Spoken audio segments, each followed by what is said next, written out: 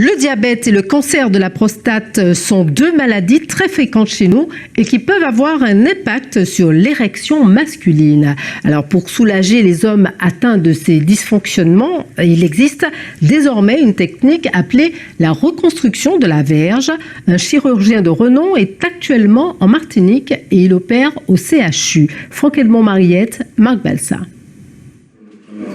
Voici le dispositif. Cette prothèse qui sera installée à un patient d'une 60aine d'années afin qu'il retrouve un certain confort dans sa sexualité. Non, c'est à l'extérieur. Parce que je n'arrive plus à satisfaire ma compagne. Je me suis renseigné. Apparemment, ça rebooste, ça repart à nouveau. Une première phase délicate, l'incision. Cet urologue spécialisé en chirurgie reconstructive des organes génitaux prépare méticuleusement l'espace où sera installé l'implant.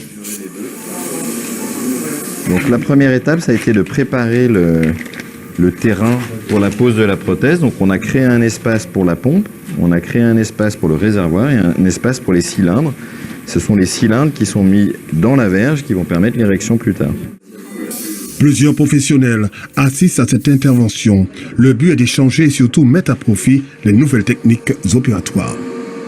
Au sein de l'équipe, nous cherchons à nous spécialiser justement, donc laisser à certains d'en faire le plus possible pour justement bénéficier de cette expertise. Mais de ce que moi j'ai constaté, la technique de pose en elle-même reste toujours grossièrement la même. C'est le matériel qui globalement évolue d'année en année et de plus en plus performant.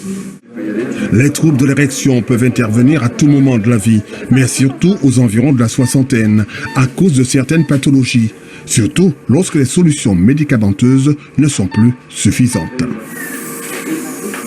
Dans la très grande majorité des cas, ce sont des patients qui ont eu des dysfonctionnements érectiles qui ont été pris en charge. Donc je les ai vus dans le cadre de cette prise en charge-là et qui ont eu toutes les possibilités de première intention de réhabilitation érectile.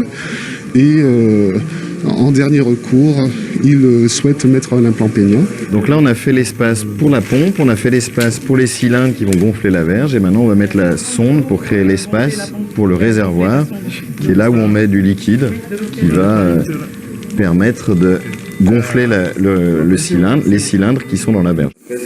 Dernière et ultime étape, l'installation et l'essai de la prothèse. Le gonflage et le dégonflage se passent très bien.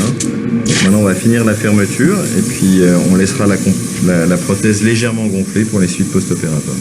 Alors c'est une opération qui a été vraiment normale, classique, aucune difficulté, qui a permis d'amener une prothèse de bonne taille, qui devrait rendre le service que souhaite le patient. Maintenant, il faut attendre 6 semaines que ça cicatrise bien pour pouvoir l'activer ensuite dans des bonnes conditions. C'est ainsi qu'une vingtaine de patients ont déjà bénéficié de ce dispositif en Martinique.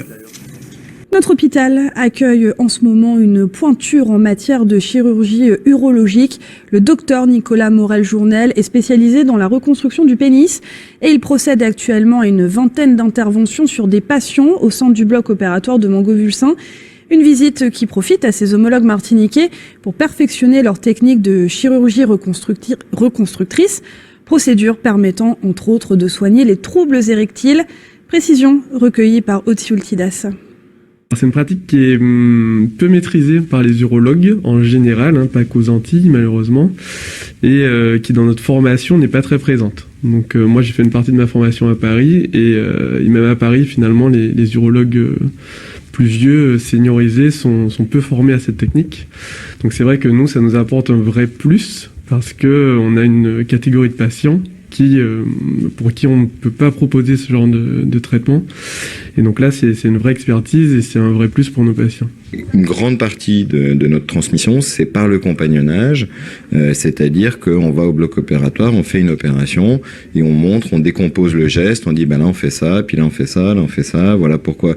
Pour que ça marche bien, il vaut mieux retourner un petit peu l'urètre comme ça pour qu'on le voit mieux, pour l'inciser, ou pour mettre l'implant pénien, il faut inciser comme ça et puis bien repérer le bout de la verge pour mettre l'implant, etc. On a des pathologies concernant vraiment uniquement la verge verge et le fonctionnement de la verge. Les personnes qui ont perdu leurs érections, donc les érections, c'est le fait de bander normalement lorsqu'on le souhaite, et il y a des gens qui ne peuvent plus, soit parfois à cause du diabète, soit parfois à cause d'opérations pour le cancer de la prostate, par exemple. Et suite à ces interventions, parfois on n'arrive plus à avoir d'érection. Donc on n'arrive plus à bander, et malgré le Viagra, les médicaments, les piqûres qu'on a pu essayer, les traitements médicaux ne marchent pas et on est obligé d'aller jusqu'à la chirurgie, et donc mettre ce qu'on appelle un implant pénien à l'intérieur de la verge pour pouvoir retrouver des érections. Donc on a plusieurs de ces interventions durant le séjour. On en a fait une hier et puis on en aura encore 3-4 dans les jours qui viennent.